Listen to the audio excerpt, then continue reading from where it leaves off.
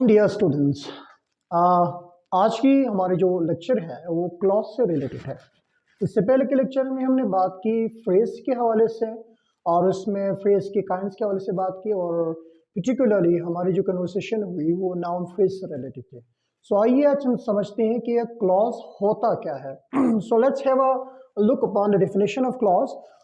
Clause is a group of words which has a subject and a finite verb or predicate। ये आपने याद रखना है। Class उस ग्रुप ऑफ वर्ड्स को कहते हैं जिसकी अपनी सब्जेक्ट होती है और अपनी प्रेडिकेट होती है। इट मे और may not give complete sense of meaning. ये कंप्लीट मीनिंग दे भी सकता है और नहीं भी दे सकता। इसी चीज को ध्यान में रखते हुए अगर कोई क्लॉज कंप्लीट मीनिंग दे, यानी मे गिव का मतलब होता है अगर वो कंप्लीट मीनिंग देता है तो ऐसी सूरत में इसी को हम प्रिंसिपल क्लॉज कहेंगे या इंडिपेंडेंट क्लॉज कहेंगे। यानी उसी क्लॉज को हम प्रिंसिपल क्लॉज भी कह सकते हैं, इंडिपेंडेंट क्लॉज भी कहते हैं और बाद में हम इसको मेन क्लॉज भी कहते हैं। जबकि दूसरी साइड पर अगर हम बात करें कोई ऐसी क्लॉज की जो मुकम्मल मीनिंग नहीं देता, जिसको हम समझते हैं कि ये मीनिंगफुल नहीं है, अगर कोई क्लॉज मीनिंगफुल नहीं है तो इसी सूरत में हम उसको कहते हैं सब ऑर्डिनेट क्लॉज है या ये डिपेंडेंट क्लॉज है। अच्छा, इसको सब ऑर्डिनेट या डिपेंडेंट क्लॉज क्यों कहते हैं वो आगे नीचे वाले सेंटेंस में आपको समझ आ जाएगी। पहला सेंटेंस है you will succeed if you work hard. यहां से यहां तक अगर आप देख लें you will succeed complete meaning दे रहा है, आप कामयाब हो जाओगे, ठीक है, मुकम्मल मीनिंग दे रहे हैं, सब्जेक्ट भी है वर्ब भी है और ये आपको कंप्लीट मीनिंग दे रहा है, इसका इश्यू नहीं है। लेकिन दूसरी साइड पे अब दूसरा पोर्शन देख ले, इफ यू वर्क हार्ड, अगर आप मेहनत करता है, अगर आप मेहनत करे तो क्या हो। अगर पहला वाला पोर्शन को हम निकाल दें तो दूसरा जो पोर्शन है, दूसरा जो क्लॉज है वो मुकम्मल मीनिंग नहीं देता। इसको हम डिपेंडेंट क्लॉज कहते हैं या इसको हम सब ऑर्डिनेट क्लॉज कहते हैं। इसी को हम डिपेंडेंट क्लॉज कह सकते हैं, इसी को हम सब ऑर्डिनेट क्लॉज कह सकते हैं। जबकि इस क्लॉज को जो मुकम्मल मीनिंग दे रहा है इसको हम इंडिपेंडेंट क्लॉज कह सकते हैं या इसको हम प्रिंसिपल क्लॉज कह सकते हैं।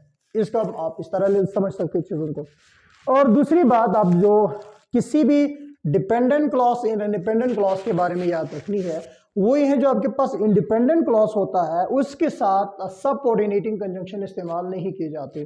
जबकि डिपेंडेंट क्लॉज के शुरू में हमेशा आपको एक कंजंक्शन नजर आएगी, इसको हम सब ऑर्डिनेटिंग कंजंक्शन कहते हैं और इसके हवाले से हम कंजंक्शन के पोर्शन में अलग से डिटेल में बात करेंगे। फिलहाल के लिए अपना याद रखना, जो हम इफ इस्तेमाल करते हैं, अन इस्तेमाल करते हैं, अनटिल इस्तेमाल करते हैं, व्हेन इस्तेमाल करते हैं, ये सारे के सारे सब ऑर्डिनेटिंग कंजंक्शन होता है। यही मामला नीचे सेंटेंस में देख लें, बाज़ औक़ात हम डिपेंडेंट क्लॉज को शुरू में ला सकते हैं, इंडिपेंडेंट क्लॉज को बाद में रख सकते हैं। इसके सूरत में हम कह सकते हैं फ्रेंड्स, अगर बारिश होती है we shall cancel the trip, हम ट्रिप कैंसिल करेंगे। अब यहाँ पे देखिए ये डिपेंडेंट है, अगर बारिश होती है फिर क्या हो, इसी सूरत में हम इसको कहेंगे ये आपके पास डिपेंडेंट क्लॉज और ये आपके पास इंडिपेंडेंट क्लॉज। क्योंकि we shall cancel the trip में हम ट्रिप कैंसिल करेंगे, मुकम्मल मीनिंग दे रहा है, जबकि दूसरी साइड वाला मुकम्मल मीनिंग नहीं दे रहा है। तो इतना कम से कम आपको आइडिया आपके जहन में आया होगा कि ग्रुप ऑफ वर्ड्स जो मुकम्मल मीनिंग दे या ना दे लेकिन उसके अंदर अपना सब्जेक्ट और वर्ब मौजूद हो, हम उसको क्लास कहते हैं। अगर उस ग्रुप ऑफ वर्ड्स के अंदर जो मुकम्मल मीनिंग दे रहा है या नहीं दे रहा है, अगर वो मुकम्मल मीनिंग दे रहा है इसी को हम इंडिपेंडेंट क्लॉज कहते हैं, अगर वो मुकम्मल मीनिंग नहीं दे रहा है इसको हम डिपेंडेंट क्लॉज कहते हैं। अब इसके बाद आगे चूंकि हम फंक्शन के एतबार से, काम के एतबार से हम क्लॉज को फिर 3 हिस्सों में तकसीम कर सकते हैं। सबसे पहला है कि हमारे पास नाउन क्लॉज के हवाले से हमने डिस्कस करनी है। क्लॉज की 3 शाखें बन सकती है। एक आपके पास नाउन क्लॉज है, फिर आपके पास एडजेक्टिव क्लॉज है, फिर आपके पास एडवर्ब क्लॉज है। नाउन क्लॉज क्या होता है, कोई भी क्लॉज जो नाउन के तौर पर काम करे उसे नाउन क्लॉज कहेंगे, कोई भी क्लॉज जो एडजेक्टिव के तौर पर काम करे उसे एडजेक्टिव क्लॉज कहेंगे और इसी तरह कोई भी क्लॉज जो एडवर्ब के तौर पर काम करे उसे एडवर्ब क्लॉज कहेंगे। और इसके हवाले से फर्दर आगे ऊपर इनके मेसियार के ऊपर एक डिटेल लेक्चर हम आगे रिकॉर्ड करेंगे। लिहाजा आपने जुड़े रहना है, कनेक्टेड रहना है, आपने वीडियोस देखते जाना है ताकि आपकी जो भी कन्फ्यूजन है वो क्लियर हो सके।